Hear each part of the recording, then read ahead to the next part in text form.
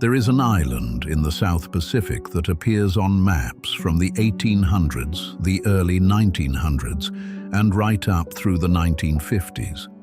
It had a name. It had recorded coordinates. Ships had landed on it. And then, sometime between 1962 and 1965, it quietly disappeared from every official navigational chart published by the United States, the United Kingdom, and Australia simultaneously. No announcement, no explanation, no record of its sinking, no geological event to account for it. It was simply gone, erased, as if it had never existed. The island was called Sandy Island, and the decision to remove it from the maps was made at the height of the Cold War, during a period when both the United States and France were conducting classified weapons tests in the South Pacific. Sandy Island appeared on navigational charts for over 150 years. It was first recorded by the whaling ship Velocity in 1876, positioned near New Caledonia in the Coral Sea. It showed up on British Admiralty charts, French maritime maps, and eventually on Google Maps and Google Earth, where it appeared as a solid black landmass roughly the size of Manhattan. That last part matters. Google Earth uses satellite imagery. It doesn't just copy old paper charts. When Sandy Island appeared on Google Earth as a solid black mass in the Coral Sea, that wasn't a cartographic ghost from the 1870s. That was a deliberate data entry. Someone at some point decided it should appear there. And then, when the island was publicly exposed as non-existent, Google removed it within 24 hours. Not weeks, not months, hours. But I'm getting ahead of myself. Let's go back to 2012. In November of that year, an Australian research vessel, the Southern Surveyor, was sailing through the region on an oceanographic mission. They plotted a course that would take them past Sandy Island. When they reached the coordinates, there was nothing there. Not a submerged reef, not a sandbar. Just 1,400 meters of open ocean. The scientists were confused. They checked their instruments. They checked the charts. They contacted their institute. And then, quietly, the news spread.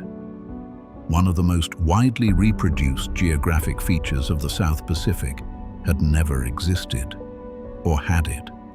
Here's where the mystery deepens considerably. Sandy Island existed on maps until the early 1960s. It then disappeared from official government nautical charts. Not from commercial maps, not from older atlases, but specifically from military and government navigational publications, right at the moment when classified Pacific weapons programs were escalating dramatically. France began its South Pacific testing program in 1966 at Mururoa Atoll, but the planning and site selection began years earlier, in the early 1960s. The French government was surveying potential sites throughout the region from at least 1962. And the Coral Sea, where Sandy Island was supposedly located, was part of the exclusion zone discussions.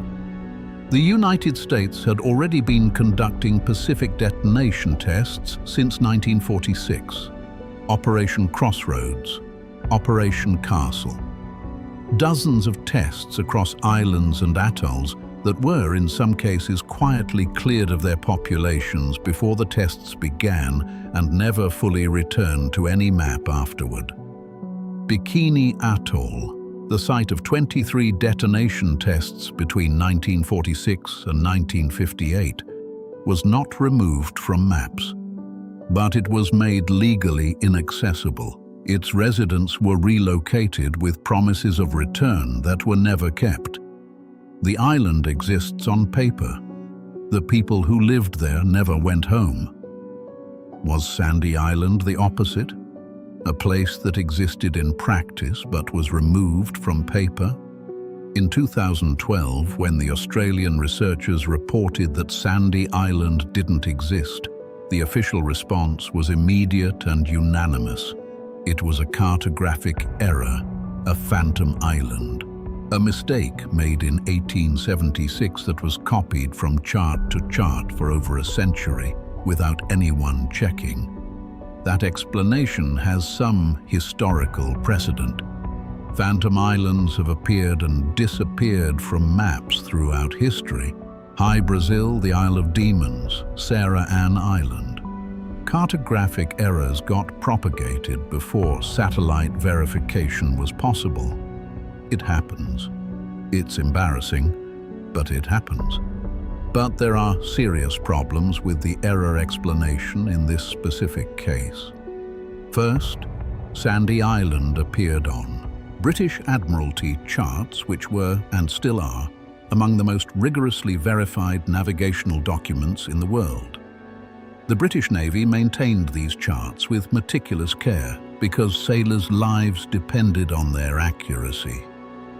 The British Navy did not propagate 150-year errors in heavily trafficked shipping regions without correction. Second, the island appeared on early satellite imagery, not as a mapped feature, as an actual image. Low resolution, ambiguous but present. Researchers who have gone back through early Landsat imagery from the 1970s and 1980s report anomalies at those coordinates consistent with a shallow reef or sandbar, something that could have existed and then been submerged.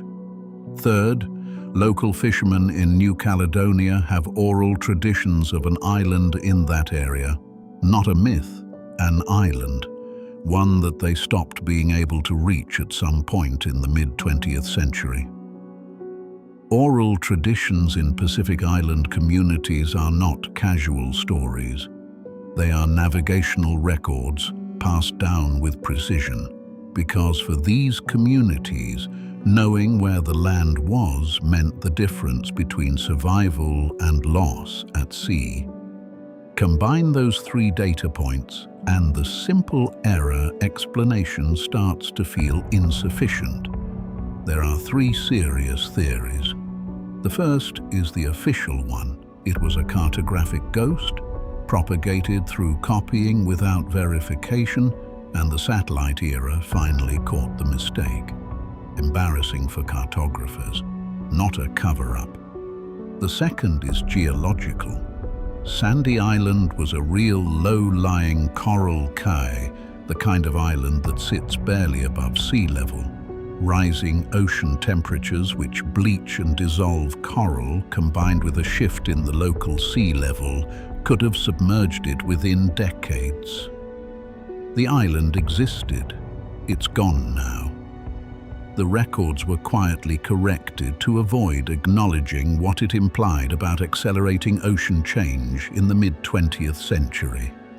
In this version, the concealment isn't about weapons programs, it's about climate. The third is the one the researchers don't write papers about. The island was deliberately removed from public navigational charts because something happened there, or near there, that required a surrounding ocean to be officially empty. In the context of 1960s Pacific classified programs, that third option is not as far-fetched as it sounds. Islands were used, altered, and administratively removed from the record during that period. The Rongelap Atoll community experienced atmospheric test conditions in 1954 and wasn't relocated for 2 days, after government scientists had already measured hazardous levels in the area.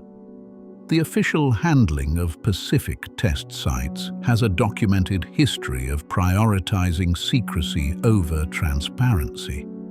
The difference with Sandy Island is scale.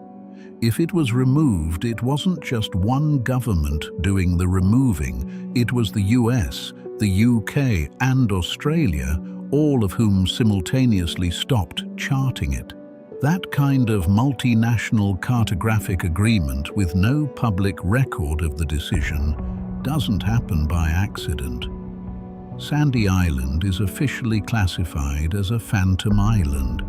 The case is considered closed. But the Admiralty charts, the satellite anomalies, the oral traditions of Pacific navigators, and the suspicious timing of its removal from government charts suggest the case might be slightly more open than the official record admits.